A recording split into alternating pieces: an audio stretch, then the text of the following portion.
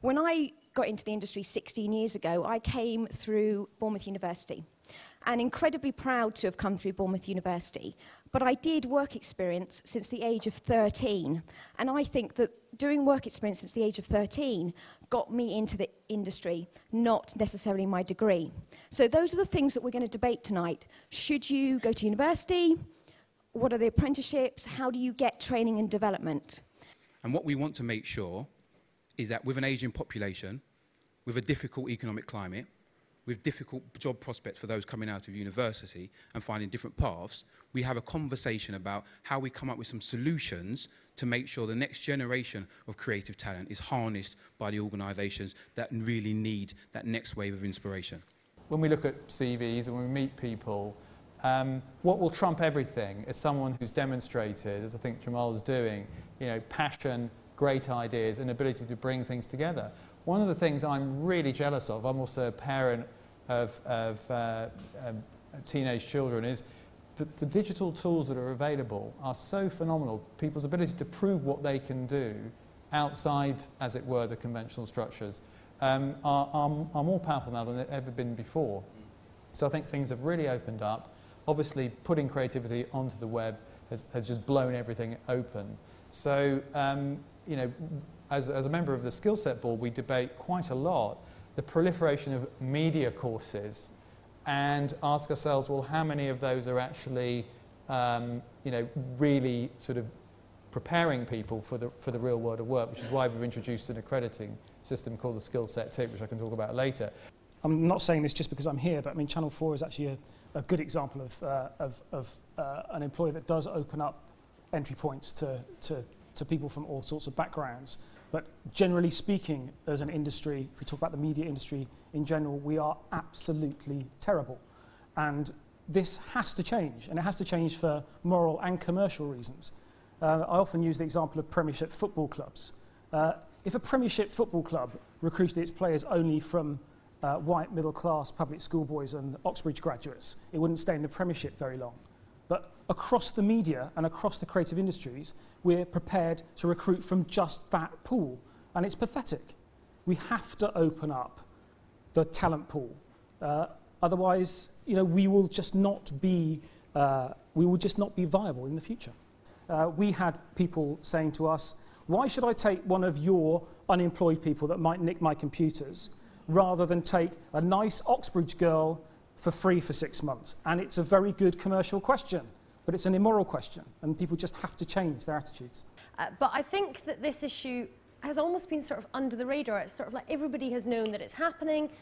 Nudge, nudge, wink, wink. The chief executives and the managing directors of companies, they'll get the guy they play golf with, and his son will come in and do an internship. And it's all about who you know. And of course, that just perpetuates the same people that are already privileged. And so, to be fair, Nick Clegg has gone out on a limb and highlighted this issue and said that it's wrong. And both in Whitehall, that needs to stop, and it also needs to stop in business. And increasingly, I think businesses have responded to that. I mean, Channel 4 is obviously one example, but there's many others that are recognising that actually it isn't even in their interests, because if they are, whether it's newspapers they're selling or products or whatever, they are trying to be part of Britain and they want that support, and therefore if they don't represent Britain, then they're going to miss out on potential customers. As a small to medium-sized business in Rotherham, we employ 16 people. We're a £1 million turnover business, but I'm interested in talent. Qualifications, great, but I need talent. I need an effective way to bring people into my business. So I'll give you an example.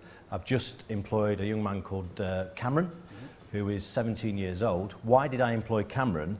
Because of his portfolio. He was interested in games design. He didn't learn that at school. He learned that because he had a passion for it, and he taught himself, and he had a talent that came into my building. I think there's a fear out there. I think the biggest problem is fear. People quite naturally like to surround themselves with people that feel a little bit like themselves. And we can be too harsh on this issue. I think it's an entirely human instinct to surround yourself with people that you feel comfortable with. Media organisations do this on an institutional basis, and I think that's a big problem. I think we need to help them. I think they need serious remedial help, because what we've found is that once you take people by the hand and show them that if you take people who are from a different class, from a different social background, even from a different race, that actually it ain't so bad. You know, it isn't so frightening. So within my own institution where I work, Somerset House on the Strand, very posh, very daunting for most people to walk through the gates of Somerset House. Until very recently, it was very, very difficult to find anything other than a nice Oxbridge girl working in those companies that are based in Somerset House. Now, it isn't really their fault. It wasn't that these are kind of evil apartheid institutions that want to keep everybody else out. These are people who want to do the right thing. But they really did need to be led by the hand and shown. I'll tell you what, if you take people from the job centre, rather than giving a job to the person that you've met at the golf club, really it won't be too bad. The way that I've done it is that when I first started, obviously there wasn't a lot of YouTubers just started.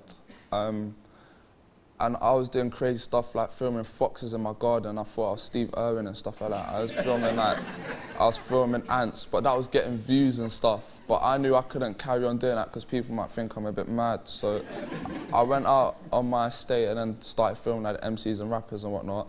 And that's just like one thing where it was the first thing. No one, like there was a load of DVDs, but there was nothing online. And the other two things I say is like have a niche. Like for example, with my videos, like for example, if you had a video thing and you jumped up on a spot 3 times before you start the video, like that in itself is a niche. That's different from everything else. And whether regardless you've got your logos on it or not, if people see I know it's dumb, but if people see you jump 3 times on a spot, then they're, oh, that's your video kind of thing. So that's where I would stand out. And another thing I'd say is a quote I always say is, like, chase your dream, not the competition. Like, because if you've got your video site or whether you want to be a footballer, if you're looking at other footballers, that's going to cloud you from where you want to go. And if you're looking at other video blogs, you're going to think, why can't I do that? And that's what will stop you from doing what you actually want to do and distract you from your main goal. And that's what I looked at. Like, I was looking at BBC.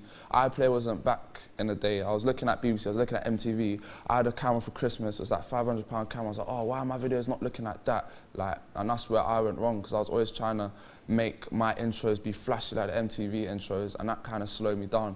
But when I stopped looking at other things and did it my way, it kind of like propelled up. The data would suggest right now that, you know, there's room for everyone, that people still watch a lot of television.